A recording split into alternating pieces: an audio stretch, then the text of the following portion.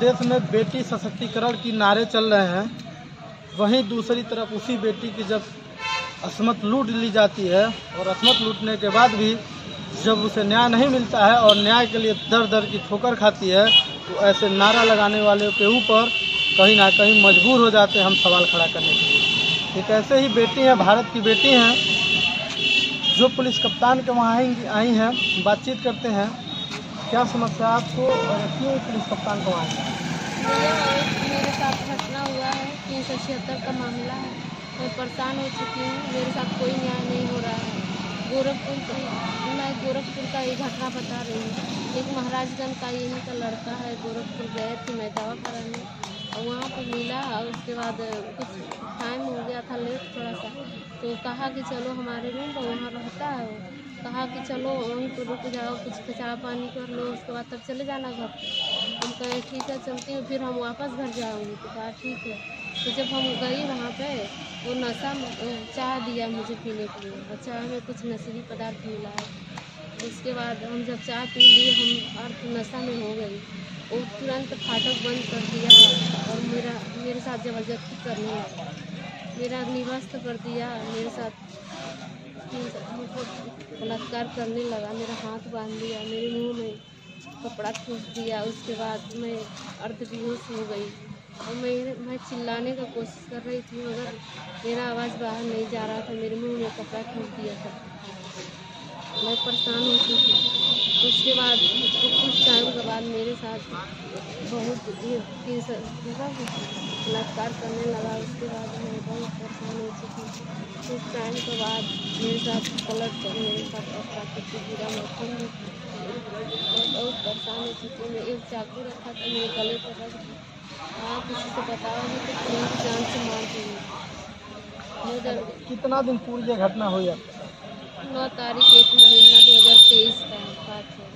यानी जनवरी में ये घटना आपके साथ हुई और अब तक आपको न्याय नहीं मिला है? अभी तक नहीं मिला है। इस मामले में आपने तहरीर कब दिया था?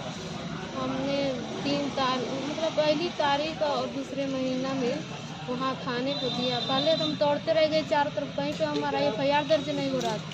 उसके बाद किसी तरह दर्ज भी हुआ कोतवाली महाराजगंज में।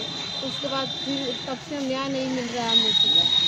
अभी तक भटक रहे हैं। SP कार्यालय कई बार आ चुकी, कई बार दे चुकी एप्लीकेशन, मगर ISP का आदेश होने के बाद गिरफ्तारी का आदेश हो चुका है, मगर ये जो विवेचक हैं मेरे साथ अन्याय कर रहे हैं, अभी तक गिरफ्तारी नहीं कर रहे हैं।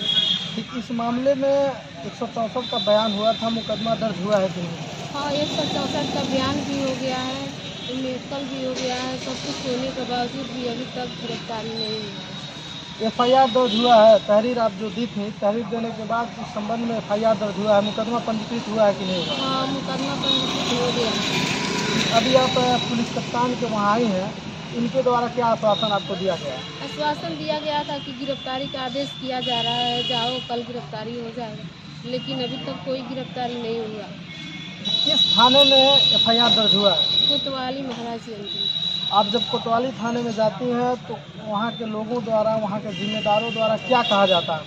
हमको बहुत उल्टा सीधा बोला जाता है, कहते हैं सब जाओ, तुम्हारा काम नहीं होगा, जाओ तुम दूसरे विवेचक के पास विवेचना करवाओ।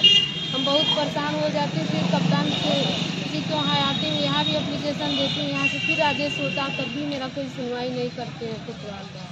ठीक है, पुलिस कप्तान के द्वारा आप कह रही हैं आदेश होता है, उसके बावजूद भी कार्रवाई नहीं हो रही है? नहीं, कार्रवाई नहीं हो रही। 2 बार आदेश हो चुका गिरफ्तारी का, लेकिन कार्रवाई नहीं हो रही। क्या कार्रवाई चाहती हैं आप? हम चाह रहे हैं उसका गिरफ्तारी हो जाए, मुझे न्याय नहीं तुमको मिलेगा और दूसरे विवेचक के पास विवेचना करवाओ।